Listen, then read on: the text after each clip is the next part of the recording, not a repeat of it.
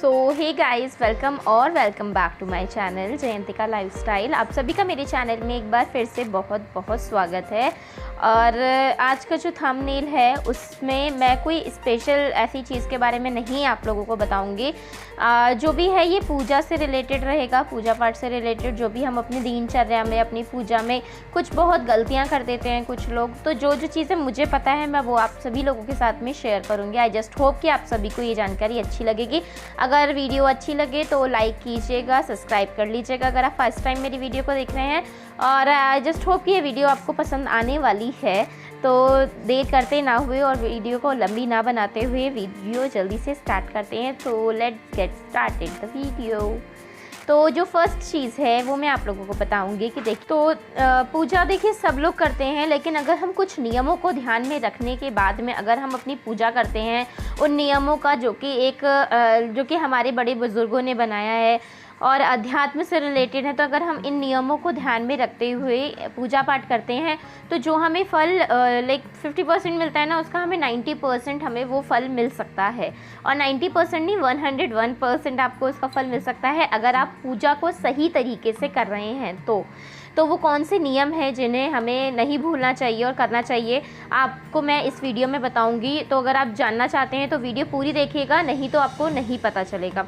तो जो सबसे पहली चीज़ है, सूर्यदेव, गणेश जी, दुर्गा जी, विष्णु जी और शंकर जी। तो ये जो 5 देवी देवता हैं, यानी कि सूर्य जी और गणेश जी, शिव जी, विष्णु जी और दुर्गा माता, तो ये जो 5 देवी देवता हैं ये बहुत ही मेन देवी देवता हैं और इनकी पूजा के बिना कोई भी पूजा पूर्ण नहीं होती है।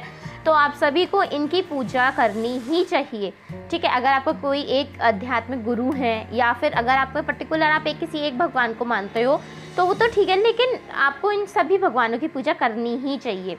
दूसरी चीज़ है, गणेश जी को हम जैसे दूर्वा चढ़ाते हैं, तो कभी भी हमें गणेश जी को और भैरव जी को, ये 2 भगवान जी को हमें तुलसी पत्र नहीं चढ़ाना चाहिए।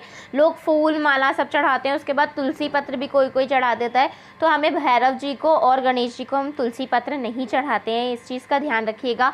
दुर्गा जी को हम दूर्वा नहीं चढ़ाते। दूर्वा जो है, दूर्वा हमेशा गणेश जी को चढ़ाते हैं और उनको प्रिय है दूर्वा, लेकिन दूर्वा हम दुर्गा माता को नहीं चढ़ाते हैं।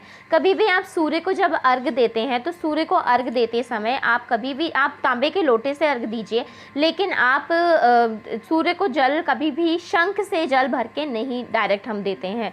शाम के समय में, आप सभी को पता होगा, शाम के समय में हमें तुलसी नहीं तोड़नी चाहिए और जल भी नहीं चढ़ाना चाहिए। शाम के समय हमें जल नहीं चढ़ाना, शाम के समय नहीं तोड़नी चाहिए। हमें बिना स्नान किए हमें तुलसी पत्र नहीं तोड़ना चाहिए। अगर हम बिना स्नान किए तुलसी पत्र तोड़ते हैं और भगवान को अर्पित करते हैं तो वो तुलसी पत्र भगवान हमारा स्वीकार नहीं करते और वो पूजा भी नहीं लगती फिर आपकी।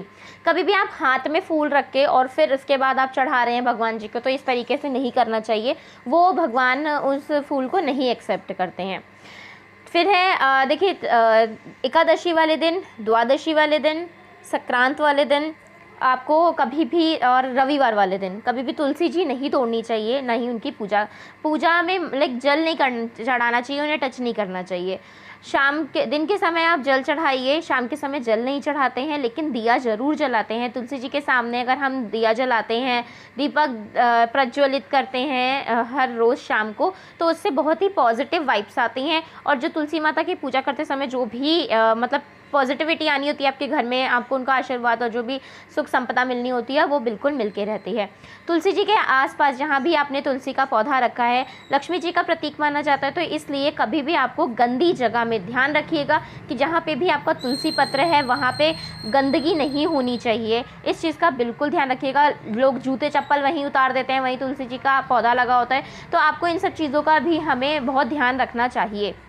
इसी तरीके से केतकी का फूल आता है, आप नेट में सर्च कर सकते हैं। तो जो केतकी का फूल होता है वो कभी भी हमें शंकर भगवान को नहीं चढ़ाना चाहिए। और इसी तरीके से अगर हम कमल के फूलों को 5 दिन, अगर कमल के फूल को हम 5 दिन हम जल चढ़ा के हम दोबारा से यूज़ कर सकते हैं, चढ़ा सकते हैं। इसी तरीके से जो बेलपत्र है, बेलपत्र भी आप 10 दिन लगातार धो के और शंकर जी को चढ़ा सकते हैं अगर आपको नहीं मिलता है आसपास। तो कलश में यदि अगर आपको आम के पत्ते नहीं मिल पाते हैं तो आप अशोक के पत्तों का यूज़ कर सकते हैं। बंधनवार में भी अगर आप आम के पत्ते नहीं मिलते हैं आपको, तो आप अशोक के पत्तों का यूज़ कर सकते हैं।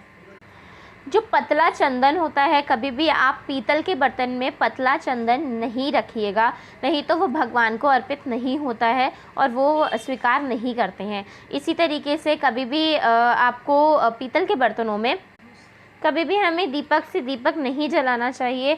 अगर हम एक जलता हुआ दीपक है, फिर हम उसको माचिस की तिल्ली से ना जला के हम दीपक से दीपक जलाने लगते हैं। अगर आप दीपक से दीपक जलाते हैं तो इससे आपको रोग दोग लग की समस्याएं उत्पन्न होती हैं, आप रोगी होने लगते हैं, बीमारियां घर करने लगती हैं आपके शरीर में। तो इस चीज़ का ध्यान रखिएगा कि कभी भी आप दीपक से दीपक ना जलाएं।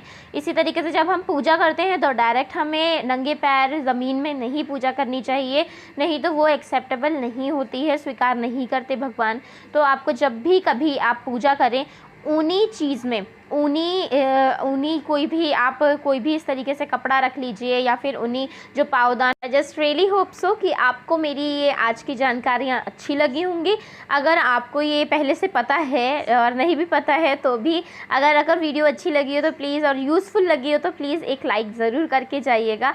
मेरे चैनल को सब्सक्राइब कर लीजिएगा अगर अब तक नहीं किया है तो। सब्सक्राइब बेल आइकन ज़रूर दबाइएगा, क्योंकि ताकि आपको सारी नोटिफिकेशन मिलती रहें, टाइम टू टाइम आप मेरी वीडियो देखते रहें और आपको अच्छी जानकारियाँ भी मिलती रहें। तो मिलते हैं नेक्स्ट वीडियो में, तब तक के लिए बाय।